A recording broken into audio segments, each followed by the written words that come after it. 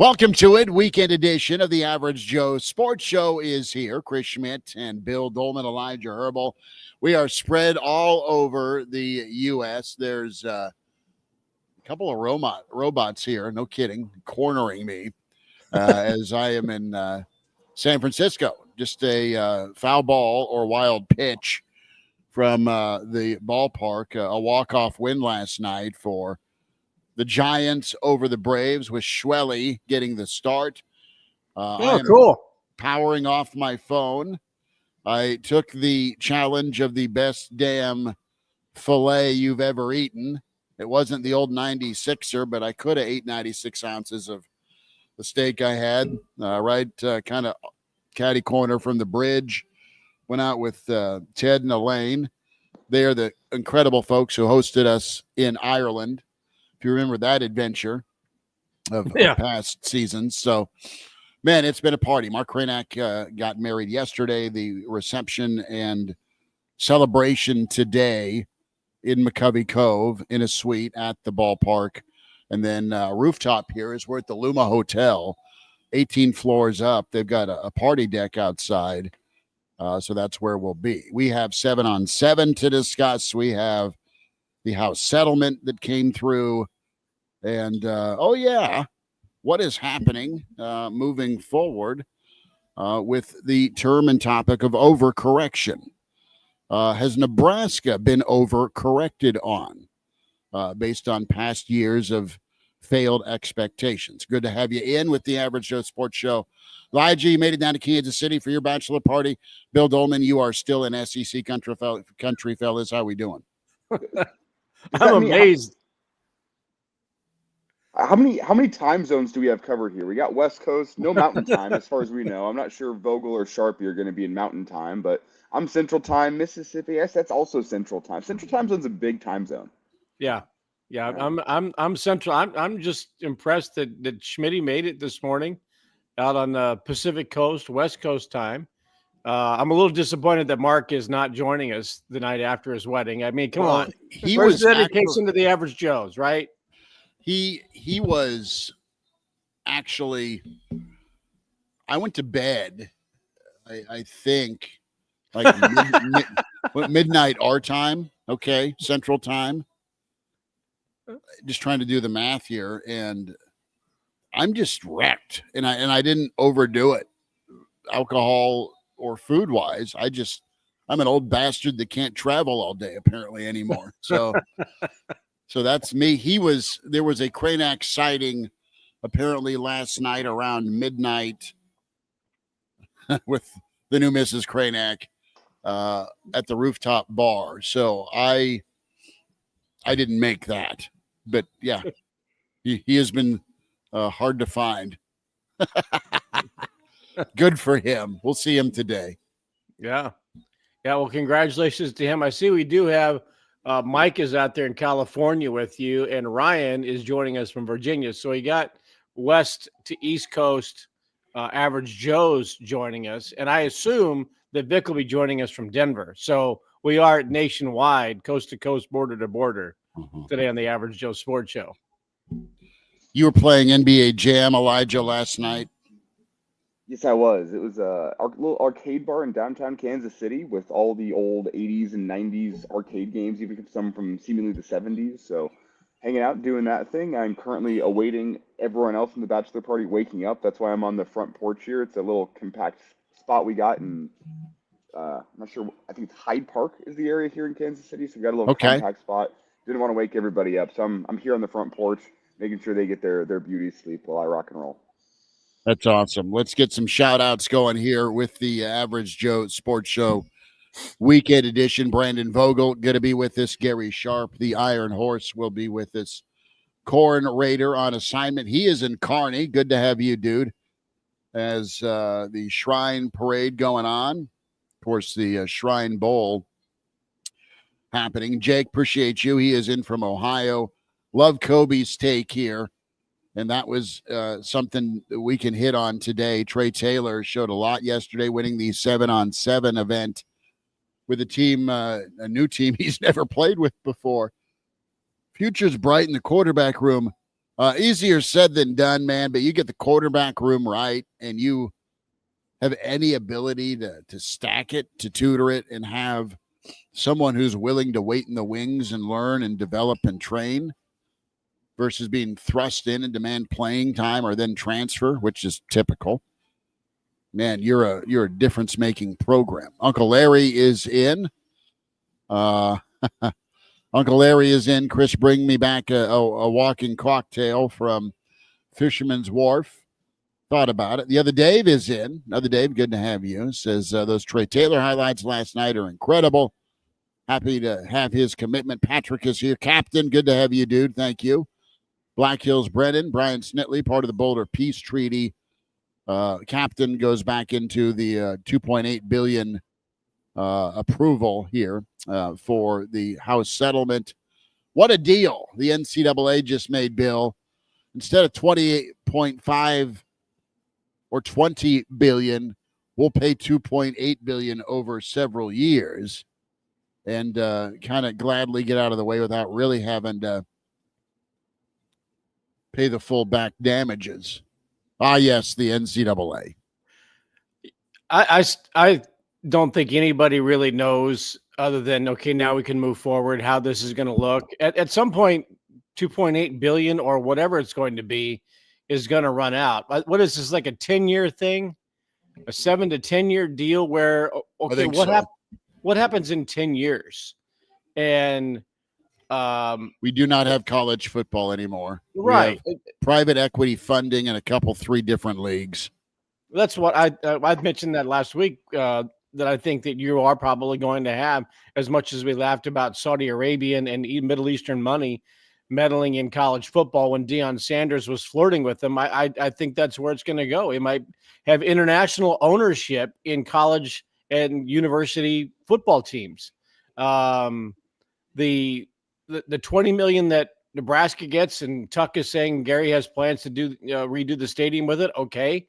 But other schools, what are they going to do with it? And what is their priority investment? What teams, what player? I mean, we see yesterday that I'm not going to get her name right. The pitcher from Texas Tech, Kennedy, on the day that they announced another $7 million contract for seven-figure contract for her, she gives up 5 runs in the first inning. So Texas Tech is back in on softball. I'm guessing that means that their investment in volleyball probably is going to be diminished. That's why I just look at it. Is what's the balance of where's the money going to go? How much is going to go to football at some places? If it's Nebraska and if Gary lays it out, that it's $20 million that $20 million is going to the football stadium. Okay. That's what Nebraska decided to do with it. But volleyball is going to be a priority. Women's basketball, men's basketball. You've got to have investment in your spring sports. Nebraska fans don't want to have a lack of investment after March, right? They want to cheer on a good Husker product into the spring.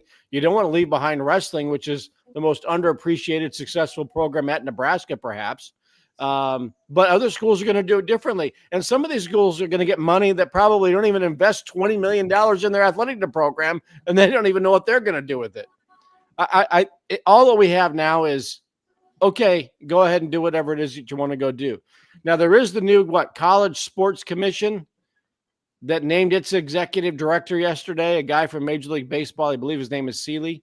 So there's a move in that direction, and that's being put together by the SEC and the Big Ten. So there's going to be a new college sports authority. But when is it going to get legs? When is it going to grow roots? When are they going to put guardrails and rules in place for everybody to play by? And again, this $20 million, that doesn't touch NIL. That's not a part of NIL. That's just money being given back to the schools. NIL is all what's going to, players privately. It's interesting. You look at the July 1st date here. You have money going directly from schools to athletes, 20.5, 75% to football, presumably 15% to basketball for men's basketball, 5% for women's basketball, 5% for the remainder of the other sports. But you can kind of prioritize differently if depending on how successful or unsuccessful your programs are. Kevin, all the way down in Texas, asking about Husker baseball. NASCAR Eric in from Michigan International Speedway. Good to have NASCAR Eric in. Good stuff. Justin's here. Mike also in from Cali. Jeff Snitley checking in. Steven took the overs on starting late. Good work on that bet, Steven. Love it. That was the easiest bet of the year, though. That was like minus 10,000. Where we're gonna be starting. This was more. I mean, this wasn't. Oh God, we woke up late. This was technical.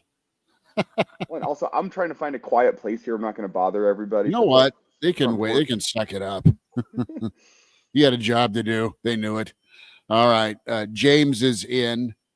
Bill Doleman in the stream. And you too can subscribe to the Average Joe Sports Show, YouTube, Spotify, iTunes. All right.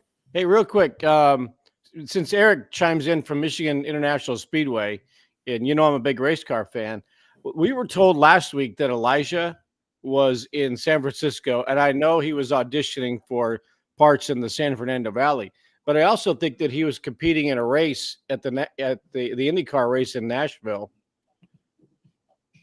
Wow. Allegedly. Look at, he can drive fast. Yeah, I mean, why didn't you let me know? I might even gone and watched you crash out and finish last, but that's you right there, right? The resemblance is shocking. Another great mustache. You got to respect a man with a mustache, and that man's got a great mustache. He says he's Louis Foster, but I tend to think that was Elijah Herbel crashing out in Nashville. That was my San Fernando Valley name, Louis Foster. Game Dog says, I do not care about spring sports, love wrestling, but ultimately I want a championship football program. Well, yeah, and that's NIL should be able to support the status quo for spring sports.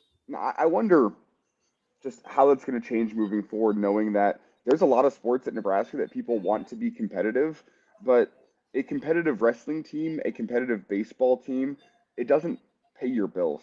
A competitive football team pays your bills, and that's what's going to be interesting moving forward, understanding that, while Husker fans would like everything to be competitive, is it a reality that everything can be competitive moving forward?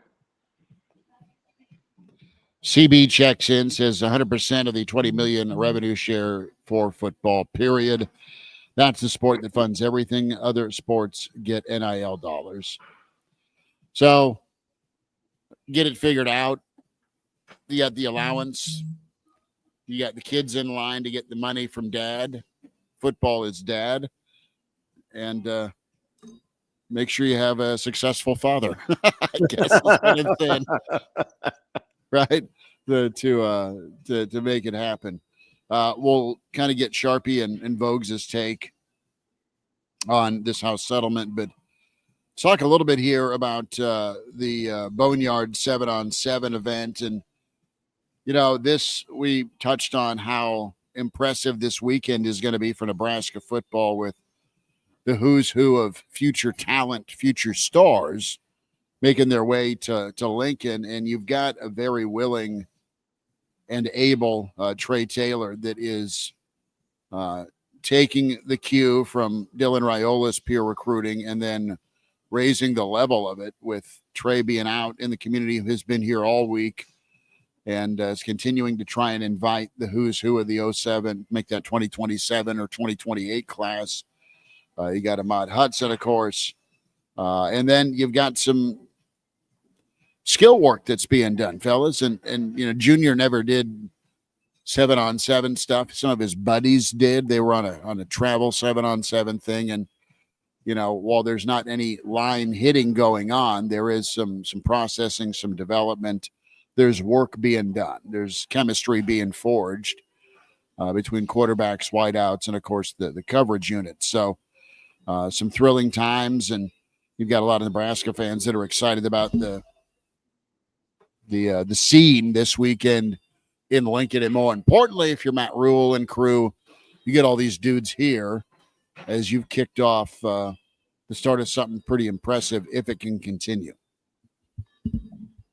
Well, the question is, how impressed were the players who were there, right? people were impressed with what Trey Taylor was doing, I guess.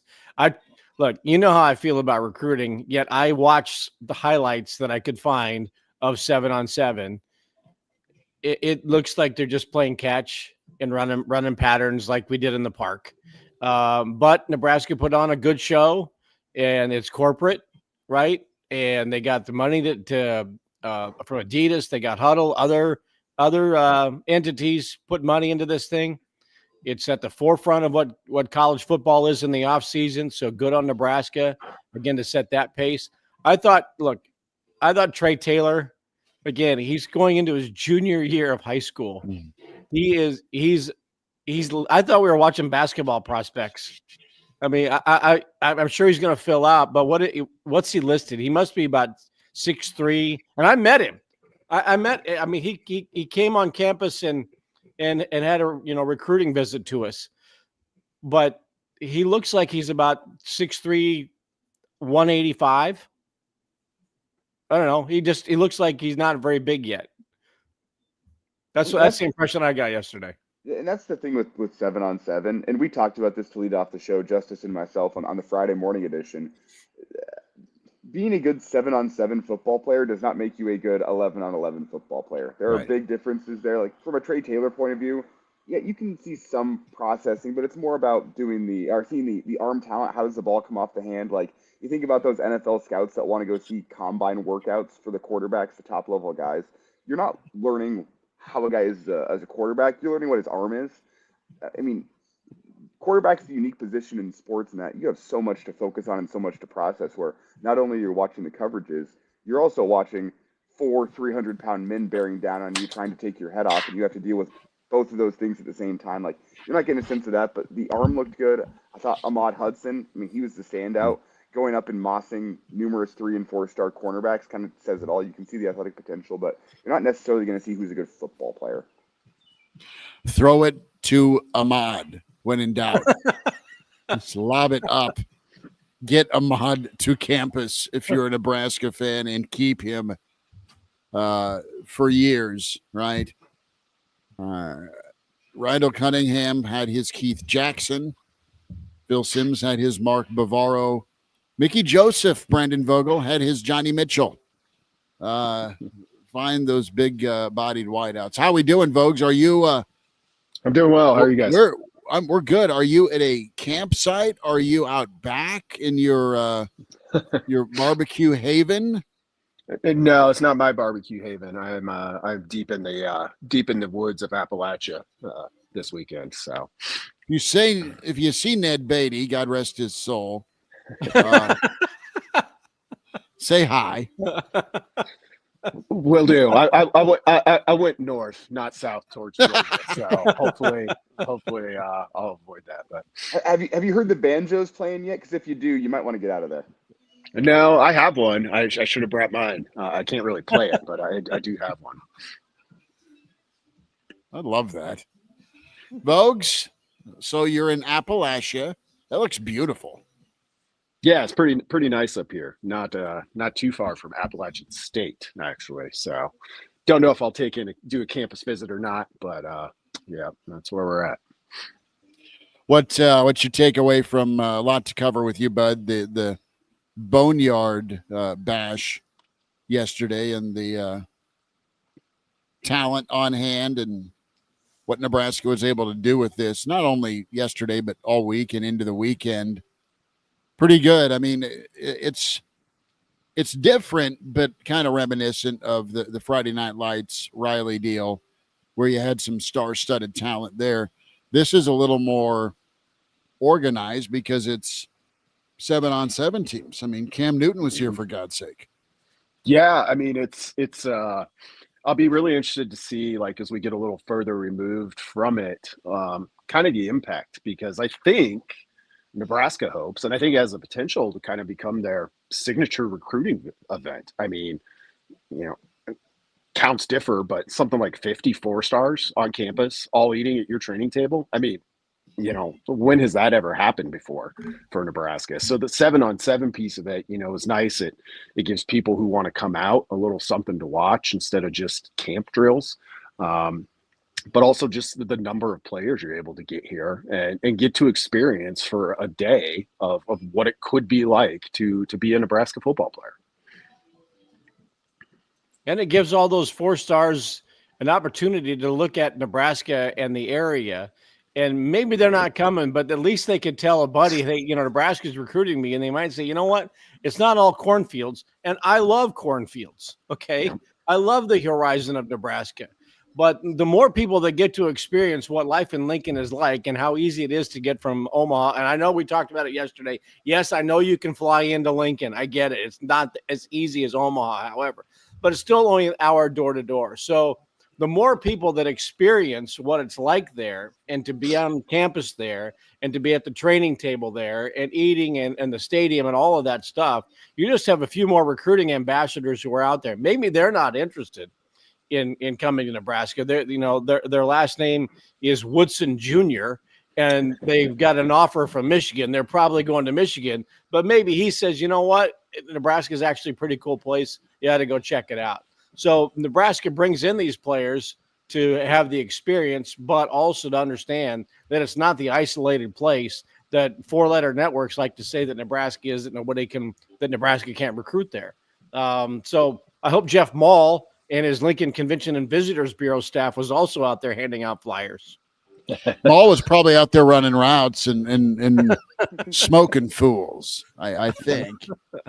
Knowing Maul as that speedy slot guy, a little Wes Welker to him.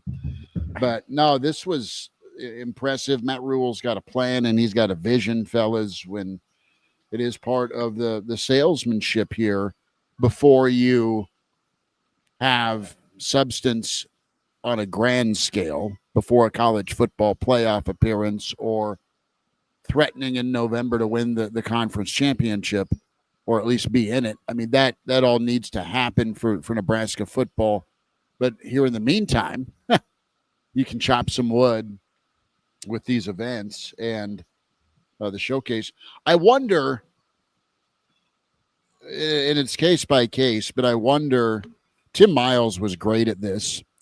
When you look at Nebraska's no-sit Sunday season, you look at Petaway, you look at Pitchford, those were 2 guys that were minimal scores at Florida and at Texas Tech. But on the back end here, after they transferred, they became superstars for you and led you to an NCAA tournament. My question is this: how much do you think Nebraska is going to try and get him the first time versus get him on the second time with this portability? Would you make that great first impression, not burn a bridge, keep my card handy for when and if you transfer? That's got to be part of this too, doesn't it? Yeah, I think you have to recruit that way now. And I mean, and a lot of coaches have talked about that. So there's like, kind of to Bill's earlier point as well, every like Nebraska coach, John Cook, Fred Hoiberg, anybody who's been in the football seat mentions like one of the hurdles is just the perception of a lot of these people who have never been to Nebraska, have, the cornfield perception of it. So getting them here kind of checks both of those boxes. Bill mentioned it. There's kind of a potential knock-on effect, particularly in that like 7-on-7 circuit where, okay, maybe you didn't get the 4-star wide receiver, but the sophomore who knows him, it's like, oh, I just got an offer from Nebraska, and he can tell him, like, I've been there. This is what it's like. And then that comes back around, for any time you have somebody in the portal and you're looking to make some connections. It's a lot easier when a guy's been there and shook Mac Rule's hand or whatever the case may be. We all realize that Cam Newton is not being recruited, right? People kept talking about Cam Newton's in town. Cam Newton's in town. Yeah, but he's not eligible anymore. That was the highest profile player next to Troy Taylor, I guess. Amir Abdullah, I guess, also showed up. Here's good stuff. Someone needs to get Cam a haircut. I'm going to go social commentary for a second. What the hell is that? I like it. You like it? Well, I like it because it's Cam Newton. You know what I'm saying? Cam Newton has always been his own unique individual. You've seen some of the hats he's worn, Yeah, some of the ask his outfits former he's worn. teammates how cool the own unique individual was in the locker room.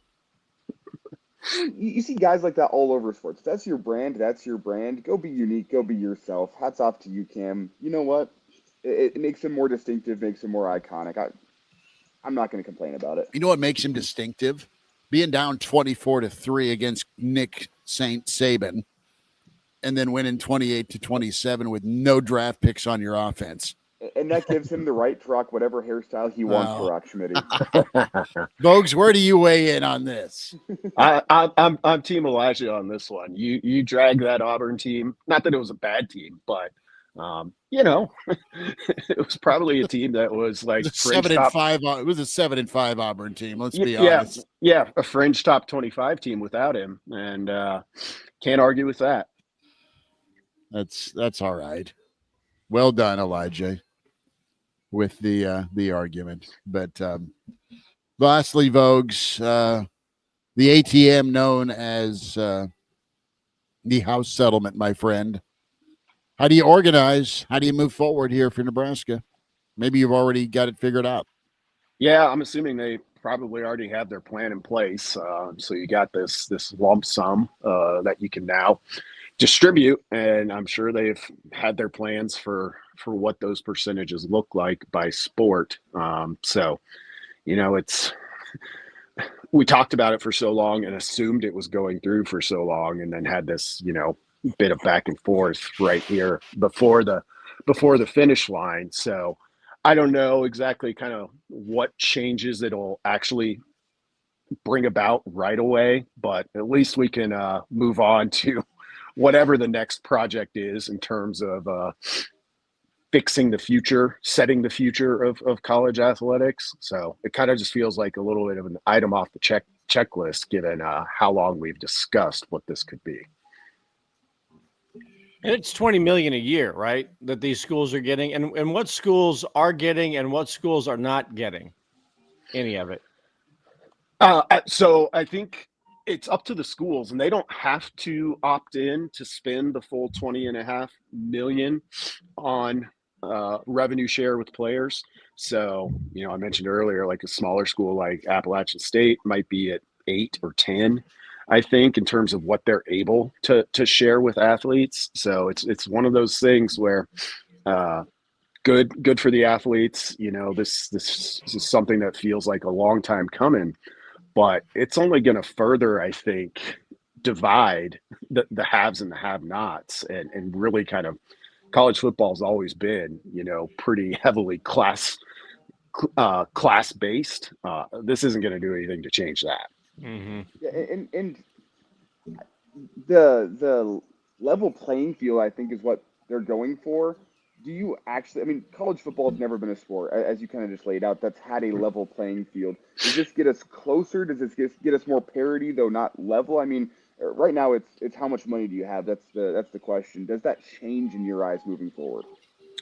Not immediately. I mean, particularly with, you can put NIL dollars on top of this. So in a football context, it's still basically a bidding war. It's like, okay, you're the University of Florida and you say we're giving 85% of that 20.5 to football, which, okay, Nebraska could do that too.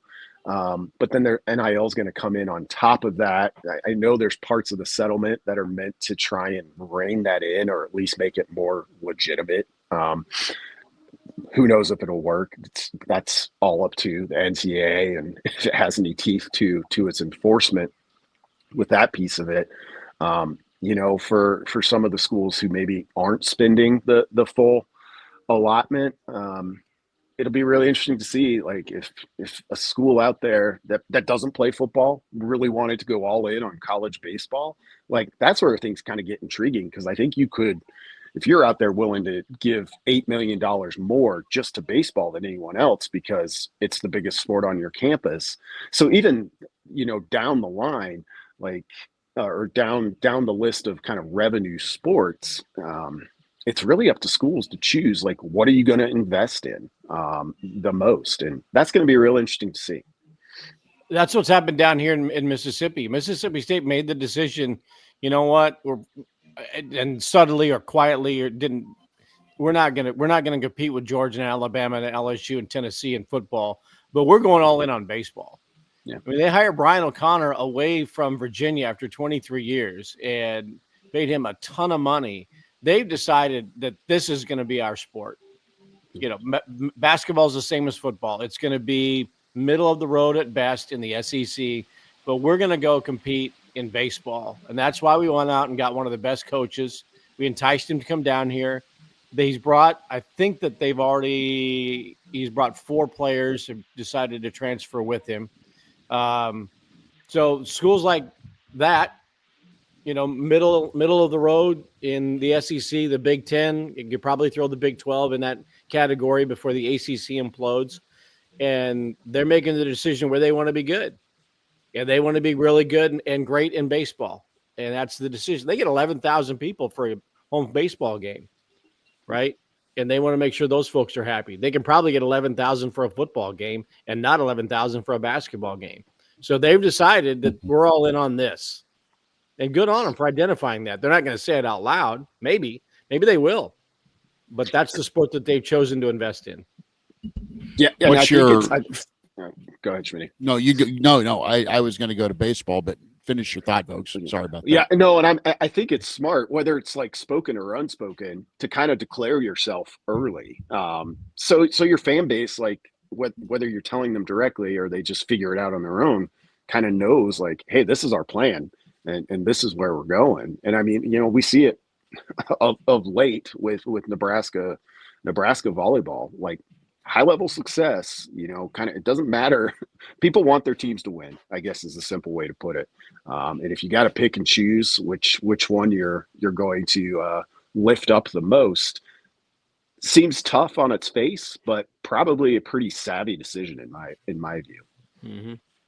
Well, and we had some comments earlier in the stream about Title IX lawyers getting ready to get fat and happy if you're not careful with what program or sport you show love to, because there's the equity factor that exists. On the other hand of this, okay, they've decided that this is what they want to be good in. Penn State's going to be volleyball and wrestling, right?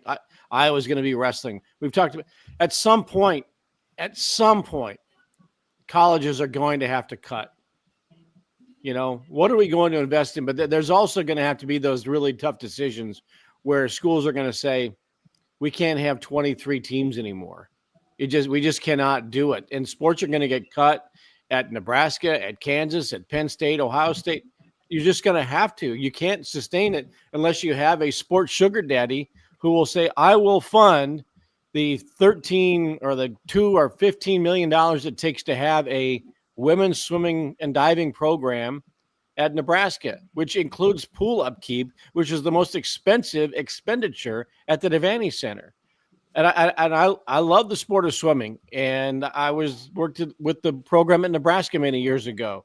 But schools we can't have men's gymnastics anymore. There's only about 15 programs anyway. And that's the sad part about this is schools have sponsored these programs forever, but at some point they're going to have to look at it and go, we are going to invest in this one, but we can no longer do this. And that's that's another discussion that's going to happen at some point for all of these schools to say, we just can't do men's and women's swimming. We can't do lacrosse at some place. We can't do water polo out west. You know, there's no water polo in the Big Ten other than, you know, UCLA and USC. So we can't do that anymore at these schools, even though they're tradition rich and cultural. Which is the scary part of this. And I think you're right. It almost seems inevitable. And it might take schools starting to drop some sports for somebody, the NCAA, to, I don't know, try and come up with a solution. Because like at that point, you know, you're talking about gymnastics, swimming, sports like that. I don't know. I'm not a current college athlete in any of those sports or in any sport. I don't know what the expectation is. Is like, well, the quarterback gets this chunk of money. Like, what do I get? Like, for a lot of those type of sports, I think it really is about competing. And when you talk about cutting them for basically, well, we got to fund everything else. Like, you're eliminating educational opportunities. Like, you're harming enrollment, which is important to every school everywhere. It's a really thorny issue when you start to get into it.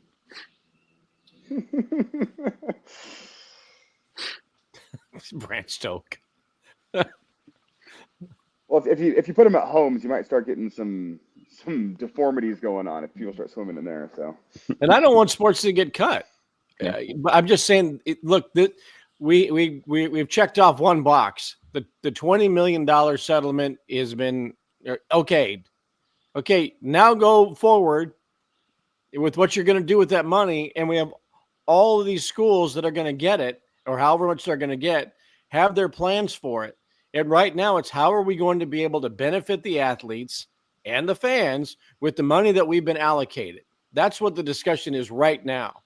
But at some point, Troy Dannon and company, and I mean all of his peers in collegiate athletics, are going to have to say, we just can't do this anymore, right?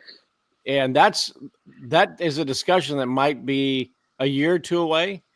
It might be a discussion that that's whispered. Yeah, I think so. Silently go away. The expression they're building the plane while they're flying it. With college athletics, like it's like that's happening, but it's bolt by bolt. So it's like, okay, well, we got this part of it done. Like, well, what other issues did that create? It's just a really, really strange time to cover college athletics. And look at on the eve of and I sent this to Schmidt and probably should have sent it around. On the eve of this settlement decision being made, Oklahoma releases 5% of its athletic department staff. Yeah. Right? They downsize. No. That's no good. I had to reboot the old phone, which reboot the old computer. I am back. The Iron Horse is in I'd say 81 degree office. Brendan Vogel is in Appalachia.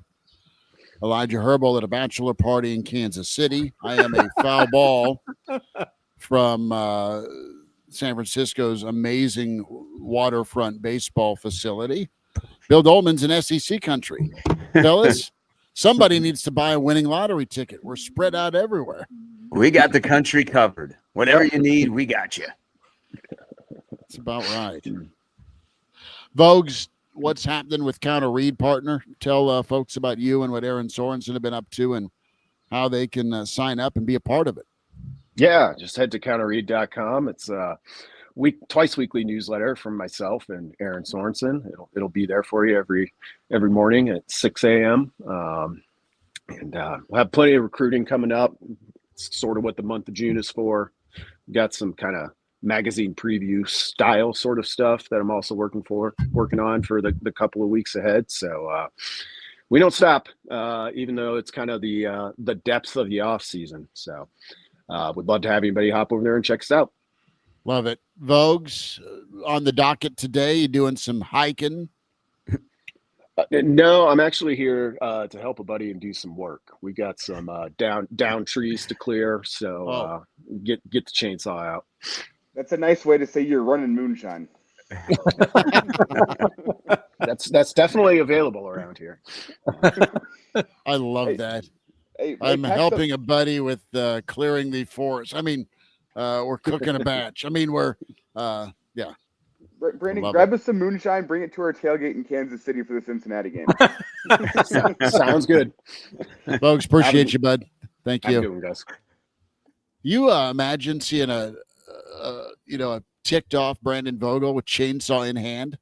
I mean, that would rival Leatherface if he's just wailing away.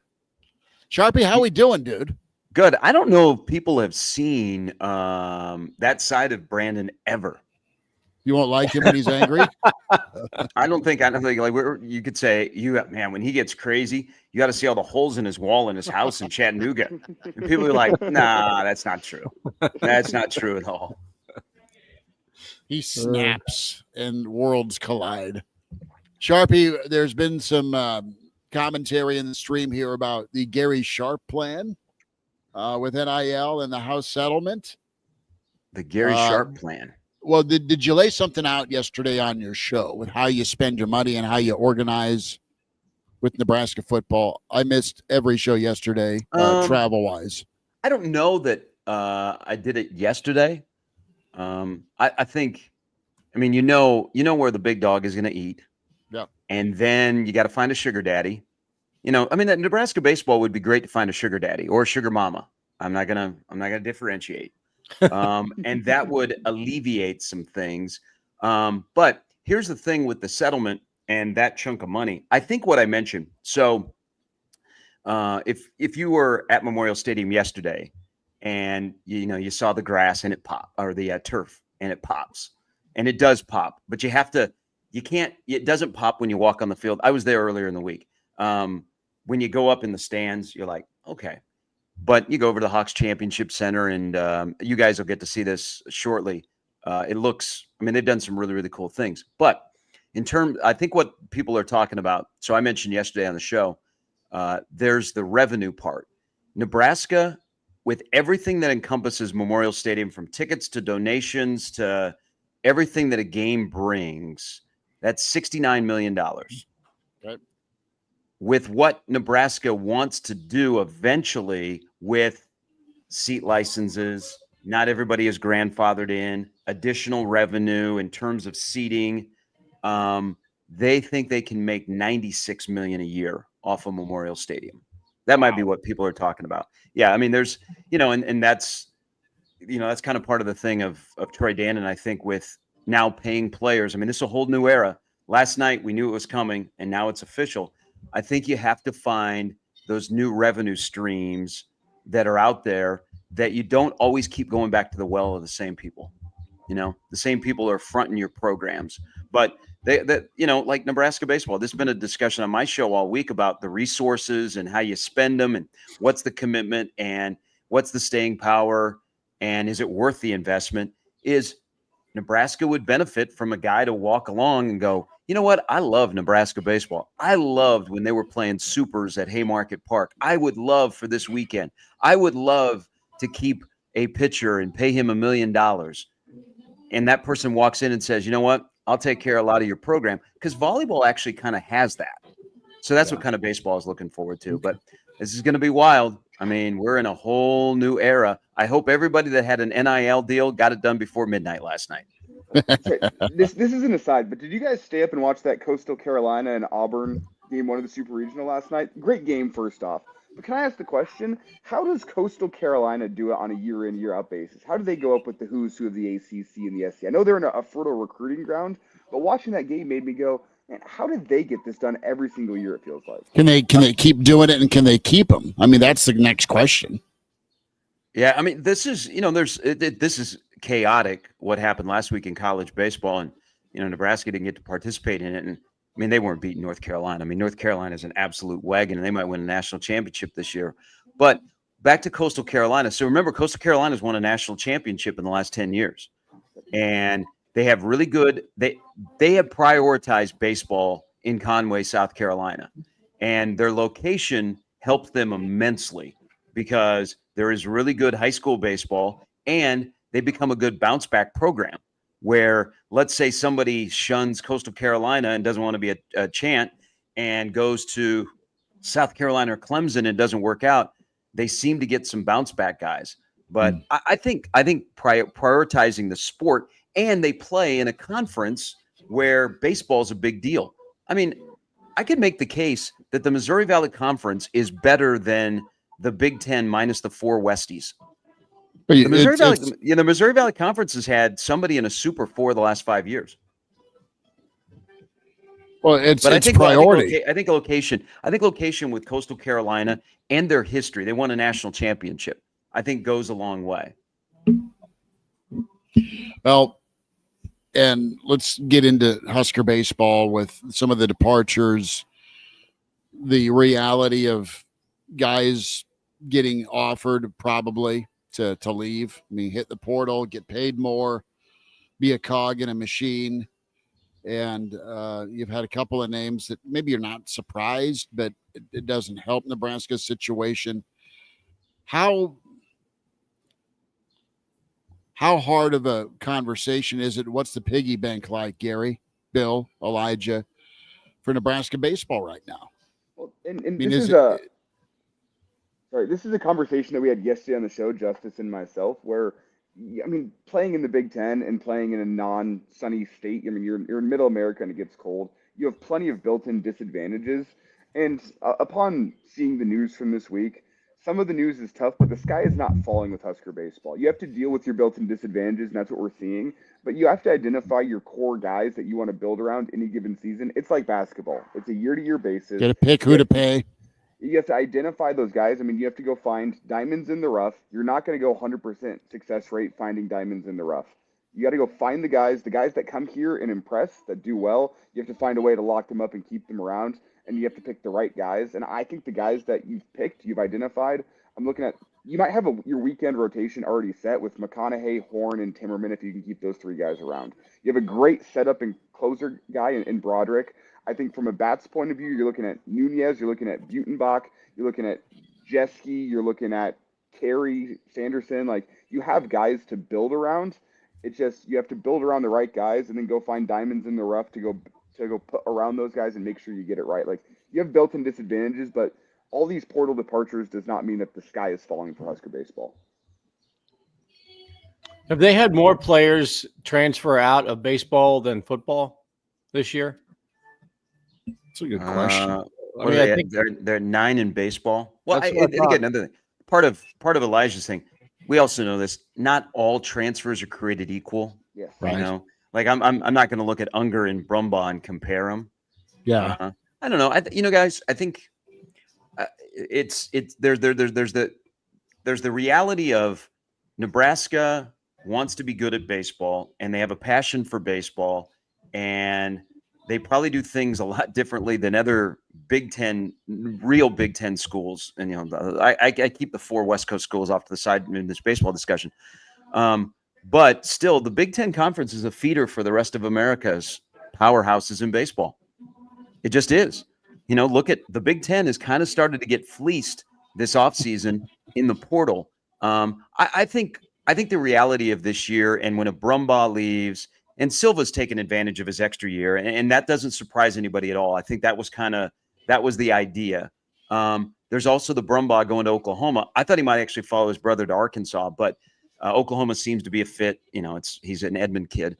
You can move Nunez to second base. I don't think anything that's happened so far has surprised Nebraska, but it peels back the curtain a little bit to show you that it was a very uneven season. There wasn't a ton of leadership on the team. It was a grind all season long. So sometimes it's okay for some guys to leave so that you move in some new guys. So I'm with you, Elijah, the sky's not falling, but Nebraska has to find a way in their roster construction because they're going to be one of the rare schools in the Big Ten that are going to play to win. They're not going to be fully funded, but we're going from 11.7 to 34 scholarships in baseball. Mm-hmm. All of the SEC is because their commissioner said you have to. Now, how do you compete against that? So you do have to find that diamond in the rough. You have to be in development, and you have to prioritize. Like, did you guys find it interesting when they announced the summer destinations for players? Ty Horn is on a roster, but it doesn't have a school with him.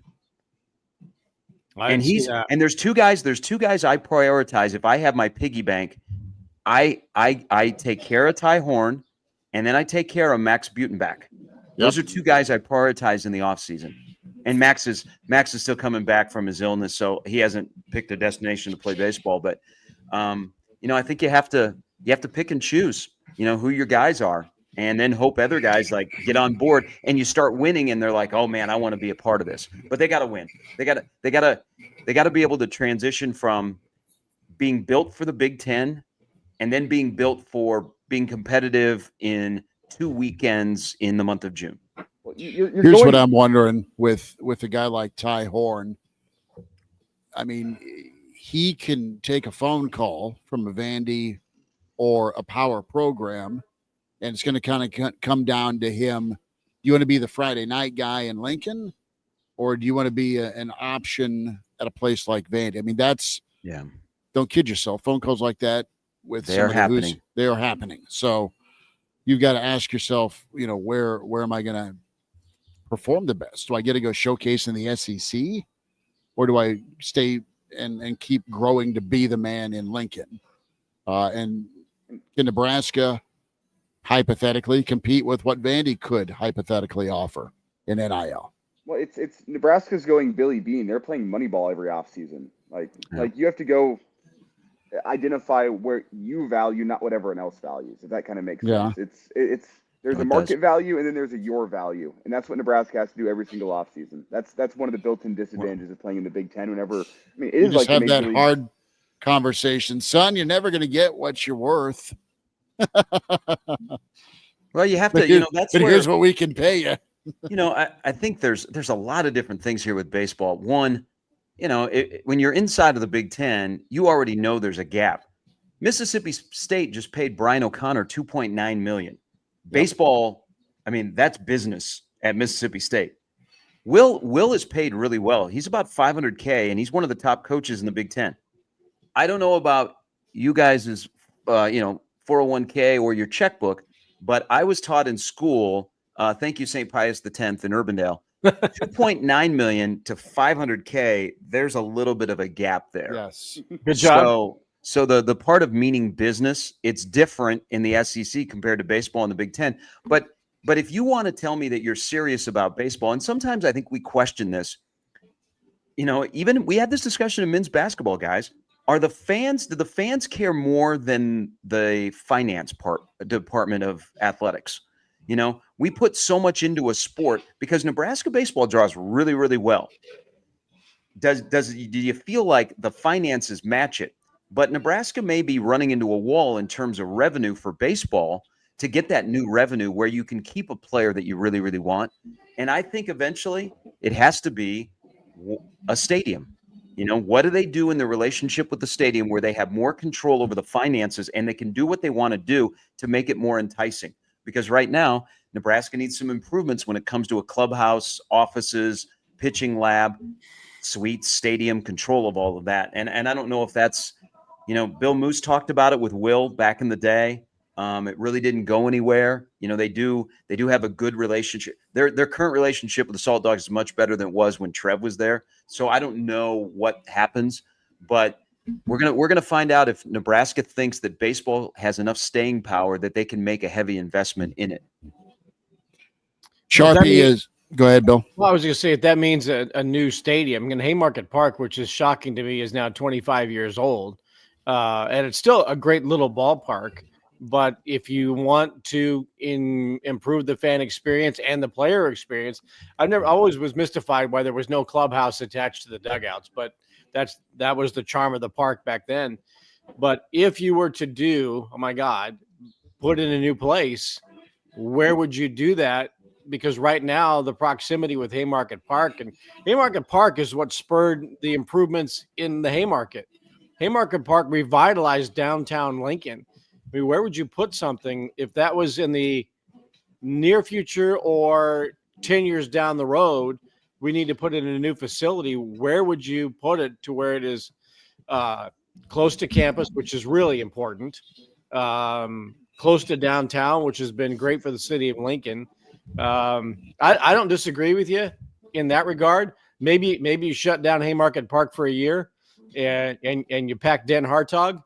And you make Haymarket Park really, really good, take a year, put Able to work, and there you go. That might be the thing. But again, all that is really going to be really competitive to win the Big Ten. And hope that every third or fourth year you can make it to a Super and to a College World Series. But right now, Nebraska is looking at how do we win the Big Ten Conference. And the thing is, I mean, when you compare around to the Big Ten, Nebraska's baseball stadium is one of the tops Incredible. in the Big Ten. I mean, comparatively to Big Ten schools, this is just the 8-ball year behind that. The Big Ten doesn't care about baseball. That's from top to bottom. I mean, I know you have your West Coast schools, but the league office doesn't care about baseball. Most of the member institutions don't care about baseball. Wisconsin doesn't even have a baseball team, for crying out loud. Like, the teams, the conferences don't care. And whenever you That's tough talk for about Nebraska. improving Yeah. Haymarket, it's like, what's the point? And I hate to say it because I love Husker baseball, but what's the point of competing in a sport where nobody else in the conference cares? Yeah, you're spot on, and that sucks if you're Will, because and this is, but also that's part of Nebraska. Remember when they joined the Big Ten, they were going to dominate in baseball. There's a part of reality, guys, and you know, Will, no one, I mean, Will's not going to hand back to back, you know, dog piles in the month of May in Omaha, and that regular season title. I mean, 5 years, there is success there. We just want more consistency from day one to the end of the season, instead of just dominating like he does in May, or, you know, the bad taste of what happened against Oklahoma last Sunday. I think there's a couple of things here about baseball. And I had a front row seat, and I really like Haymarket Park, but Haymarket Park in certain areas does show that it has aged. They've tried to, you know, upgrade things to keep it up to speed, but it looks a little bit old. You know, the suites aren't the greatest. We know what the press box is like, the radio booths, all of that kind of stuff.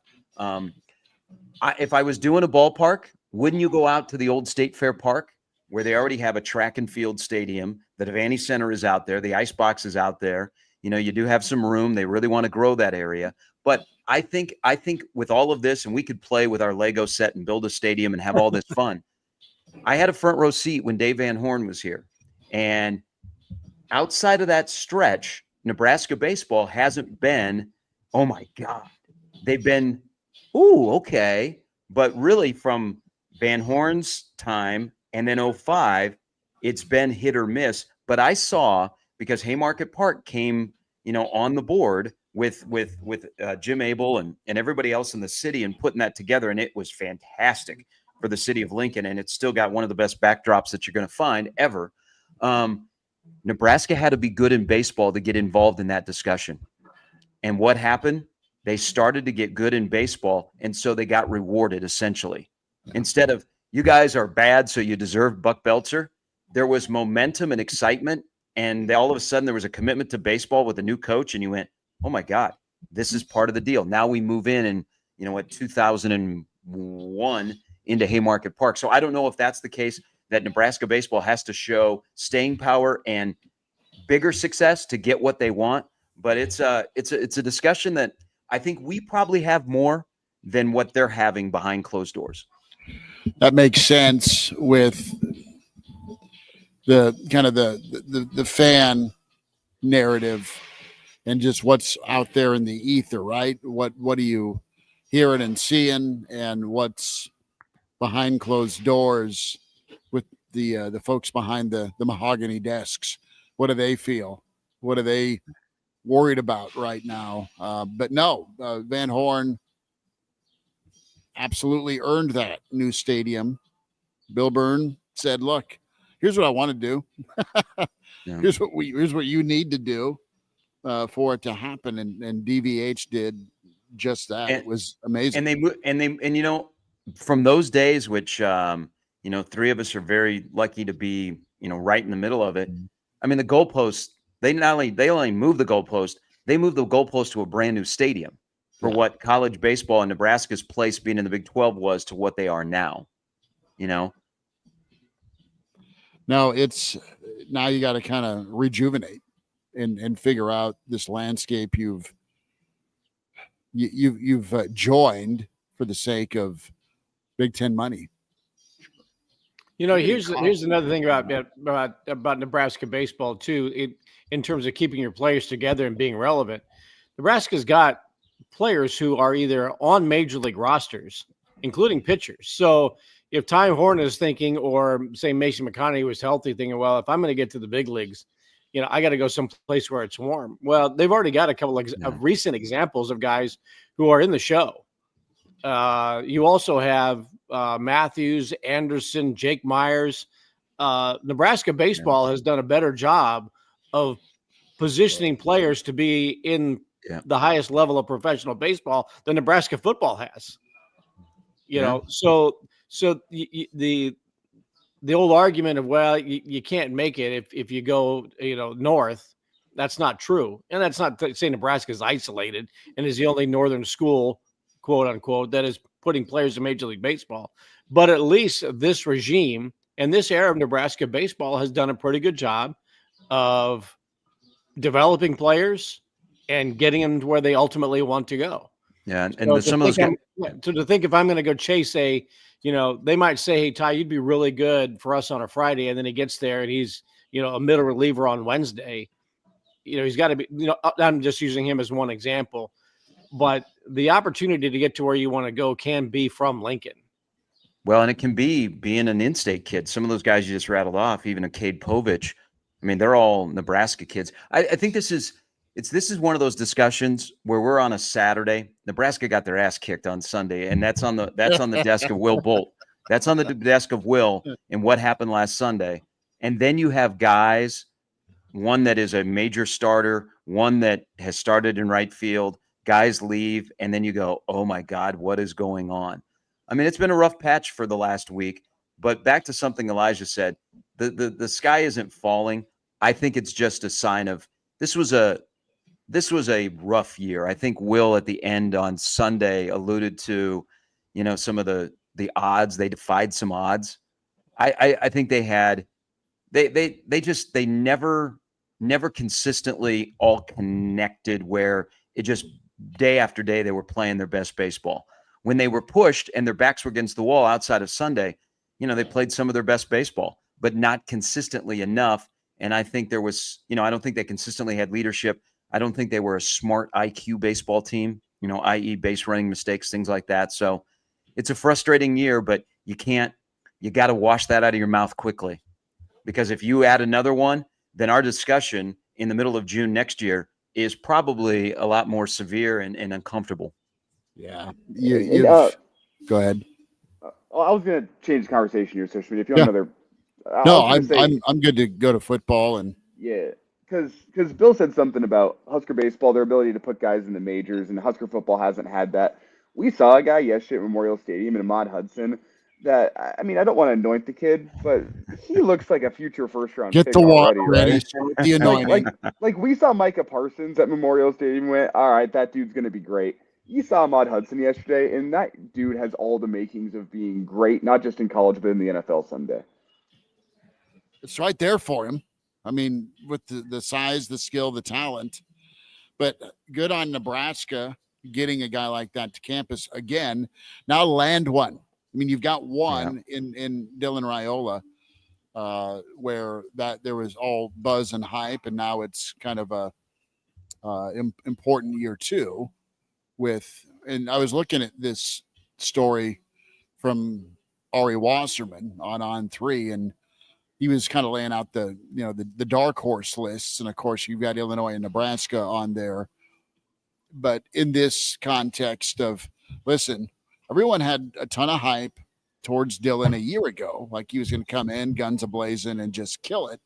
Well, the narrative nationally, and you've seen Nebraska show up a little bit on some preseason top 25s, but there's been an overcorrection. It's been quiet on Nebraska with the hype train, right? And that's just not anyone's fault. It's just reality of years of unmet expectations by whatever regime. So there is that factor here where you have Nebraska right now that is off the radar. And you have an event like yesterday, Sharpie and Bill and Elijah, it kind of rejuvenates the hype part of the conversation, but also, the fact that Nebraska needs more dudes like that on Saturdays, trying to get as much talent. I mean, it's cool to talk about 4 and 5 stars at Memorial Stadium. They're visiting. They need to be staying, right? Yeah, I mean, I think yesterday, first of all, it was an incredible event. And that Nebraska has been kind of with Rule, they've been a little bit ahead of the curve in terms of ideas and technology. And the next thing you know, the school down the road has the same thing. You know, I think we're going to see. I think we're going to see. Copycat time. I think we're going to see some of the Adidas and Nike schools lean on their providers to say, "Hey, help us put on an event like this," because we see how great it was in Lincoln. And Nebraska actually wants to make this bigger. You know, June is always a huge month. It's you know, I think back to the kind of throw in baseball is, does Nebraska football need results? You know, they're laying the groundwork, but do results bring those guys, or do they get those guys before they have results? And I think it's probably they need to win. I mean, it's just everything circle back to the importance of a breakthrough this year. You know, where Nebraska doesn't look like they used to look like. They look like new Nebraska, where they win football games. They're good in the month of November. They hold serve at home. They beat teams they're supposed to beat. And all of a sudden you go, okay, this is what it's supposed to be like. Sign me up. Instead of everybody going, ooh, Nebraska's pretty cool. They're very nice. They got a cool coach. They got these great facilities. They got great fans. They like to talk ball. They follow me on social media. They're really, really cool. But then there's a pause and there's that but. I mean, you basically in 2025 have to erase that but. Either a fat shot or, you know, do some exercises or win some football games. Well, it's everyone loves Nebraska in the offseason, and then during the season, Nebraska turns into a punching bag of sorts. And people feel bad for Nebraska, but they're always the punchline. Nebraska's the punchline. Change the conversation, change the message, right? And it is about results, and Rule's been all about incremental progress. He's talked about that. Can you do it all at once? Can you have a season that really does turn the corner, and it's all right, it's not just one season, but you start stacking these seasons because you've been working towards it. We've touched on schedule. We've touched on some of those key games. I'm excited, man. And we've covered the team for a lot of years, but I'm really excited with their opportunity. It's totally doable, very doable, especially with what they brought in. And I think what Rocco's dad said a few weeks back with us, the thing that can maybe sell me on why it may be okay this year to go all in if you're a Nebraska fan is the chemistry part. I think they've really worked amazingly hard at the chemistry and the culture part. Now that's take a drink, your Husker bingo card, but I think it's true. It's different, and it's what was different when they were winning. I think that's I think that applies to the coaching staff as well. Yeah. You know, last year on defense, they had a lot of high-level minded people that were trying to figure out what to do with the defense that, you know, you didn't have to do a lot of tinkering with, but a lot of people had ideas. And I think that's where I've said this since we got to the offseason. Dana was hired for Dylan. Phil Snow was hired for Matt Rule. Mike Eckler was hired to win 1.5 or 2 more games during the course of a season, you know. But I think the coaching staff, because look at, you know, some places Mike Eckler comes in and we trust Mike Eckler. I mean, Mike Eckler, and rightfully so. I mean, I think Mike Eckler is a dude, and he does really well in what his strength is he's also a linebacker coach, and he's a pretty good linebacker coach. And we saw in spring, he dabbled in linebackers a little bit. Well, Nebraska has a pretty good linebacker coach. Yeah. But they allowed Mike Eckler to work with linebackers a little bit. You know, most places that wouldn't happen. So I think the chemistry and the coaching staff, where everybody is they're sharing ideas that go into a funnel and they come out the bottom a little bit easier. I think that also is something don't overlook. You know, when Rocco's dad was on with you guys and what he was talking about, and you can kind of see it. I think if people saw players last night or they've been to the camps this week, you know, guys generally, I think, like each other. You know, they like being around each other, and it's not fake. It's like, oh, hey, man, you're a teammate. Let me dap you up. You know, it's like, hey, bro. And they know each other. I think the coaching staff also is that way. And I'm telling you, those guys spend a lot of time with each other away from their families. And if they don't like each other and they're butting heads, you can see it when you get to Saturday. And to add to your point, and you kind of hit it there at the end, and I was sitting here thinking about this because I was a guy who I went and participated in the Friday Night Lights camp. I was not making waves on Twitter like Micah Parsons, but like they had they had players come and help coach out and help all the kids that were coming through and learning some lessons. It didn't have the same feel as the guys yesterday. Like, I don't want to say that those guys back then had a gun to their head, but they weren't there because they wanted to be there. They were there because, hey, the coaching staff said you got to be here. I don't think the players necessarily had that feel yesterday, and that's a little thing, but maybe it's not. The hostage situation back during the old Friday Night Lights era. That's so good. That's harsh. It's harsh, and it probably doesn't speak to everything, but. So those guys would have had plenty of other things they'd rather be doing on a Friday night. And to me, it feels like the guys that were there yesterday were there not because the coaching staff said, hey, you have to be here because we are paying you plenty of money and that's your job. It felt like it was there because they love football. It's all part of the resuscitation plan, and everyone's got to be pitching in on it. Yeah, and it's I think investment. Elijah used the key word that Rule and coaches before him have searched for. Bo was big on this.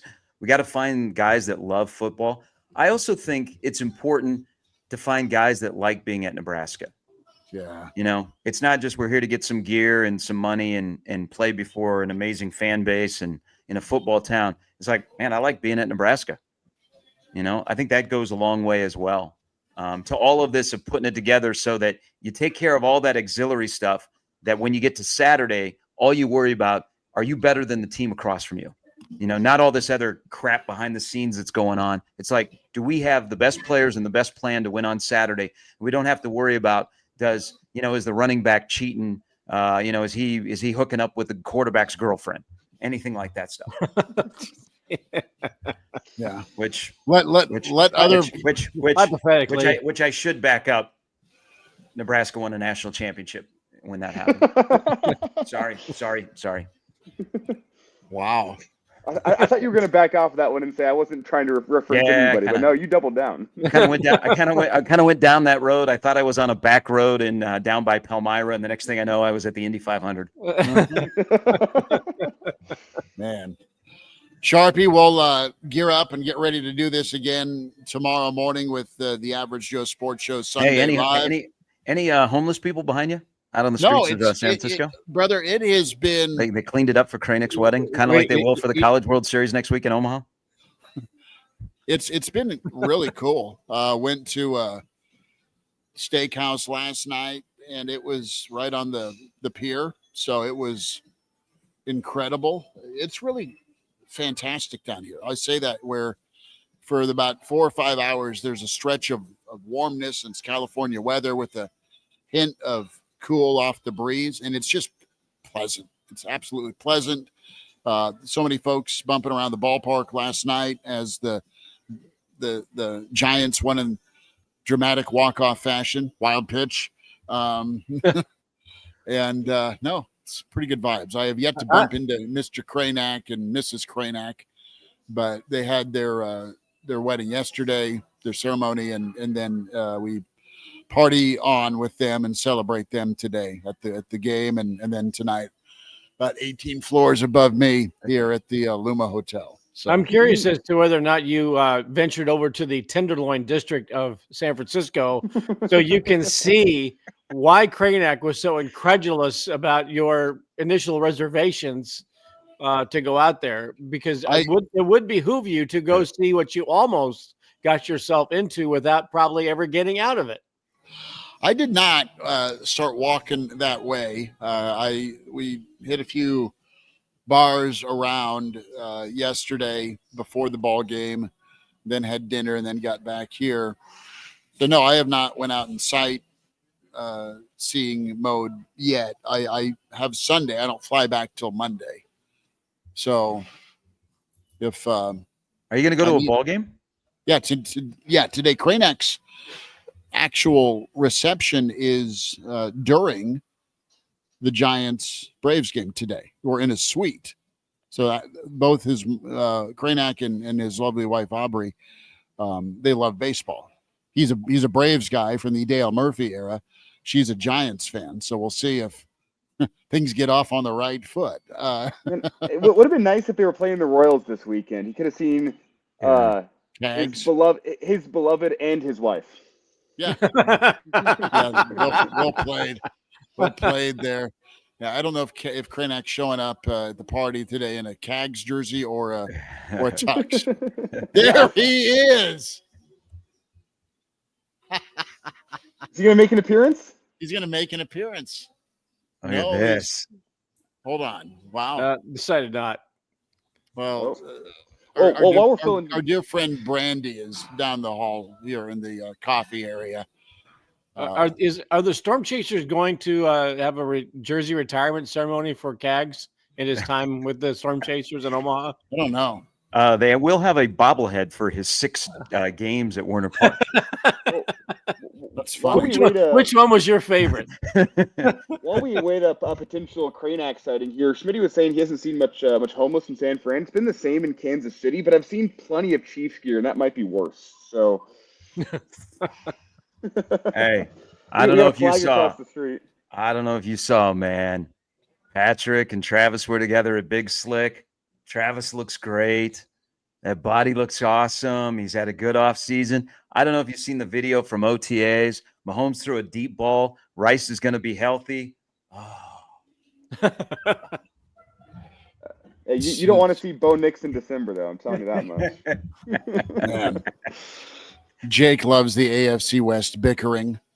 Let me see if I can't wait. I hope, Elijah, you're in my same boat because now your team has gotten to that point. You can't wait for the Chargers to be built up over the next couple of months to be the favorite in the West. It's become death taxes and the Chargers are going to win the West. And I don't know, my team's won the West for 12 straight. This is the year Justin Herbert breaks through. All it took was Harbaugh. Hey, it's the division is much better than it's been in a long time. I worry about the Broncos. The Broncos now worry me. They got a good ball coach. Well, and think about what you have in the AFC West as a whole. Likely 4 future Hall of Fame coaches. You got Harbaugh, Carroll, Sean Payton, and Andy Reid. Like 4 guys that realistically someday could and should be in Canton. Are we going to track down Mr. Kranek? I imagine that's what we're doing here. That would be the upset of the day. To get a dude to do a radio show the night after his wedding. Yeah, 7-11 in the morning. What are you doing? There should be other things you're doing. Again. No comment. You'll get there, Elijah. Don't worry about it. Man, the morning after, it's a little bit rough because you've been partying the night before, but you gotta everywhere you can fit it in, you gotta take care of oh my. Wow. Oh. Congratulations.